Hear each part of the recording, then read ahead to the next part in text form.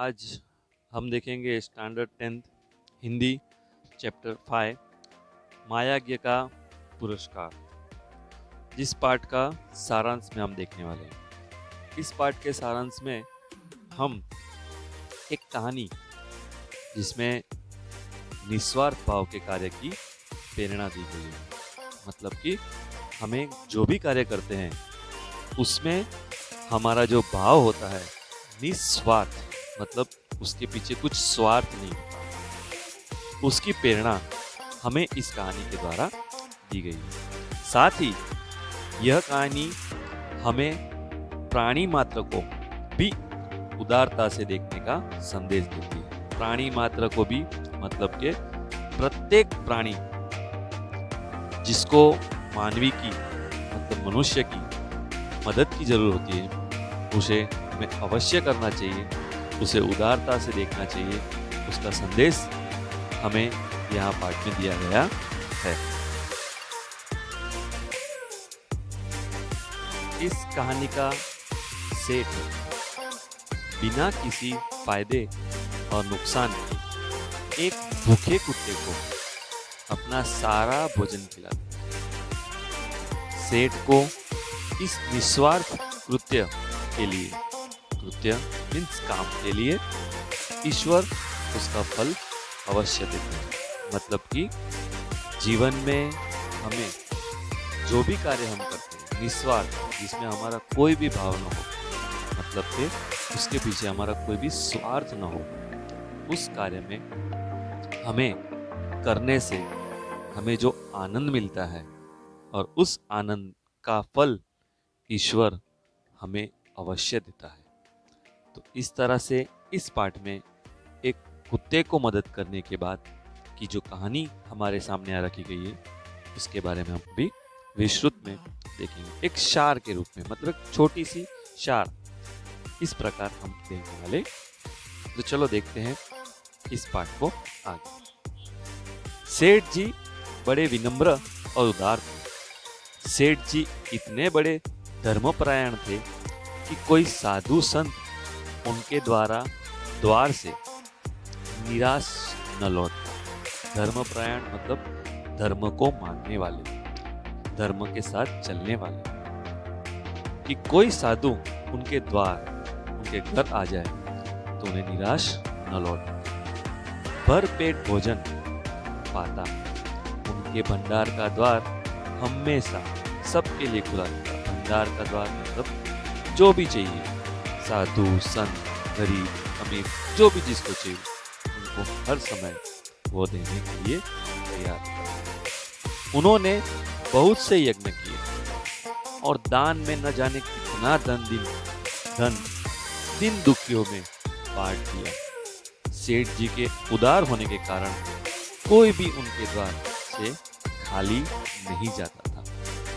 परंतु अकस्मात सेठ जी के दिन फिरे और सेठ जी को गरीबी का मुंह देखना पड़ा। एक दिन ऐसा अकस्मात हो गया कि जिसके कारण सेठ जी को गरीबी का मुंह, मतलब गरीबी का जो समय होता है वह सहन करना पड़ा। ऐसे समय में संगी साथियों ने भी मुंह फेर दिया। इस समय में उनके साथ उन्होंने जिसको मदद की थी, उनके साथ में जो थे उन सभी ने उनसे मुंह फेर दिया मीन्स उन्हें मदद नहीं की। और यही सेठ जी को दुख का कारण था। यही सेठ को दुख लग रहा था कि जब मेरे पास पैसे थे, धन था, भंडार था, सभी को मैं मदद करता था, पर इस समय मुझे कोई मदद करे नहीं। तो उस बात का सेठ जी के हृदय में, सेठ जी के मन में दुख का कारण बना था। उन दिनों का एक प्रथा प्रचलित थी। उन दिनों में एक प्रथा प्रचलित थी। यज्ञों के फल का विक्रय हुआ करता था। छोटा बड़ा जैसा यज्ञ होता उनके अनुसार मूल्य मिल जाता। जब बहुत तंगी हुई तो एक दिन सेठानी ने सेठ को सलाह दी कि क्यों न वे अपना एक यज्ञ बेच डाले। इस प्रकार बहुत अधिक गरीबी आ जाने के कारण सेठानी ने सेठ को अपना यज्ञ बेचने की सलाह दी। उस समय यज्ञ का क्रय विकल्प का चलन होने के कारण सेठ ने अपना बुरा समय दूर करने के लिए अपना एक यज्ञ बेचने का निर्णय लिया। सेठ के यहाँ से 10-12 कोस दूरी पर कुंदनपुर नाम का एक नगर था, जहां पर एक अमीर घना सेठ था। उन्हीं के पास सेठ में अपना यज्ञ बेचने का निर्णय किया। सेठ जी बड़े तड़के उठे और कुंदनपुर की ओर चल दिए। गर्मी के दिन थे। सेठ जी सोचा कि सूरज निकलने से पूर्व जितना ज्यादा रास्ता पार कर लेंगे उतना ही अच्छा होगा। परंतु आधा रास्ता पार करने के ही थकान ने उन्हें आ गिरा। उन्हें थकान लग गया। सामने वृक्षों का कुंज और कुआं देखा तो सेठ जी ने थोड़ा देर रुक कर विश्राम और भोजन करने का निश्चय किया। थोड़े चले और वहां वृक्ष का कुंज मतलब वृक्ष का घना वृक्ष देखा और बाजू बाजू में ज्यादा वृक्ष देखे और कुआं भी देखा तो सेठ ने सोचा कि क्यों न चलो थोड़े समय विश्राम किया जाए और भोजन करने का निश्चय किया। सामने वृक्ष का कुंज और कुआं तो देखा तो सेठ जी ने थोड़ा देर रुककर विश्राम और भोजन करने का निश्चय किया। पोटली से लोटा डोर निकालकर पानी खींचा और हाथ पांव धोए। खाने से पहले उन्होंने पोटली जो उनके पास थी उनसे एक लोटा और डोर मतलब रस्सी निकालकर पानी खींचा और हाथ पांव धोने लगे। उसके बाद एक लोटा पानी ले पेड़ के नीचे आ गए और खाने के लिए रोटी निकालकर तोड़ने ही वाले थे कि क्या देखते हैं एक कुत्ता हाथ भर की दूरी पर पड़ा छटपटा रहा था। हाथ भर की दूरी मतलब उनके बाजू से थोड़े दूरी एक कुत्ता छटपटा रहा था। भूख के कारण वह इतना दुर्बल हो गया था कि अपनी गर्दन भी नहीं उठा पा रहा था। यह देख सेठ का दिल भर आया और उन्होंने अपना सारा भोजन धीरे धीरे कुत्ते को खिला दिया। जले सेठ गन्ना सेठ के यहाँ पहुंचकर अपने यज्ञ के बारे में बताते हैं। इतने में गन्ना सेठ की पत्नी आती है। गन्ना सेठ की पत्नी बड़ी विदुषी स्त्री थी। उनके बारे में यह प्रचलित था कि उन्हें कोई दैवीय शक्ति प्राप्त हुई। विदुषी स्त्री मतलब कि उन्हें कोई दैवीय शक्ति ज्ञान प्राप्त था, जिसके कारण वे तीनों लोगों की बात जान लेती है। गन्ना सेठ की पत्नी सेठ को अपना महायज्ञ बेचने की बात करती है। गन्ना सेठ की पत्नी ने जब सेठ जी से अपना महायज्ञ बेचने की बात की तो उन्हें आश्चर्य हुआ, क्योंकि महायज्ञ की बात तो छोड़िए, सेठ ने वर्षों से कोई सामान्य यज्ञ भी नहीं किया।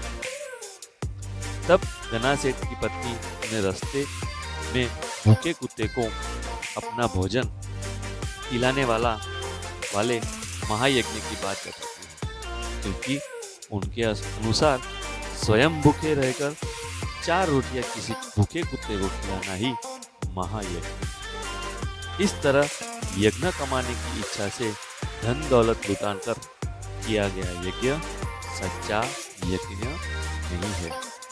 निस्वार्थ भाव से किया गया कर्म ही सच्चा यज्ञ और महायज्ञ है। मतलब हमें यज्ञ कराओ, पूजा कराओ, पाठ कराओ, ये सब कराओ, उससे कुछ फायदा नहीं होता। कुछ हद तक हमें फायदा भी होता है, पर हमारा सही कर्म ही हमारा महायज्ञ है। परंतु सेठ के अनुसार उनका भूखे कुत्ते को रोटी खिलाना मानवोचित कर्तव्य था। उसमें यज्ञ जैसी कोई बात ही नहीं थी।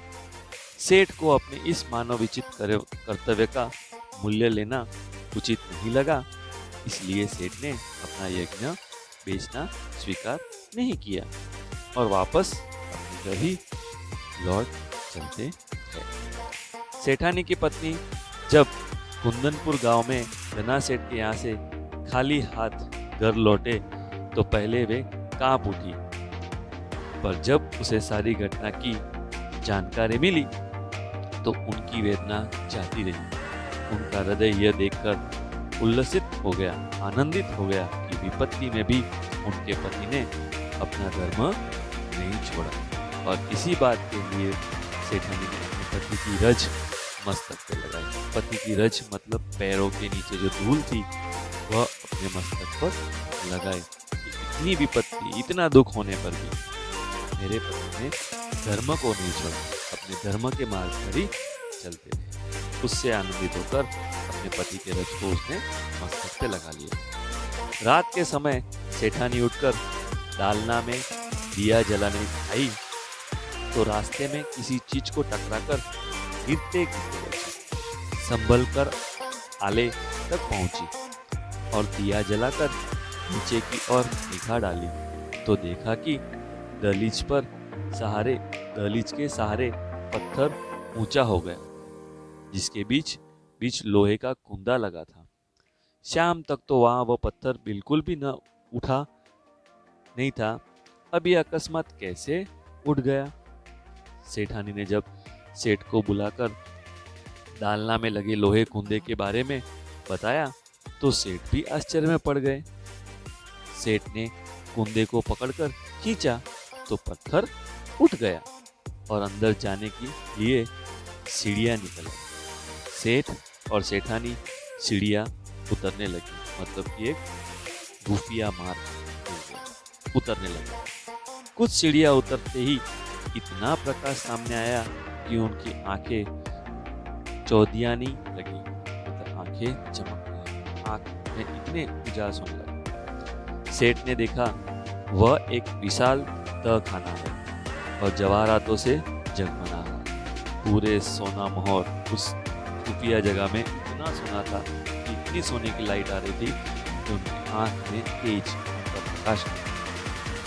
तभी उन्हें अदृश्य स्वर सुनाई देता है कि उनके द्वारा किए गए कार्य का यह पुरस्कार है। सेठ और सेठानी इस दिव्यवाणी को सुनकर धन्य हो जाते हैं और वही धरती पर माथा टेककर भगवान के चरणों में प्रणाम करते हैं। तो इस तरह हमें इस पाठ के द्वारा यह बोध मिलता है कि जीवन में सत्कर्म निस्वार्थ भाव से किया हुआ कर्म से हमें उसका बदला, उसका पुण्य हमें भगवान भी अवश्य देता है। तो इस तरह से हमारा ये चैप्टर खत्म होता है। आपको ये चैप्टर अच्छा लगा तो आप लाइक, सब्सक्राइब और शेयर भी करना। Thanks for watching, like and subscribe. Study with Hiten sir. Thank you.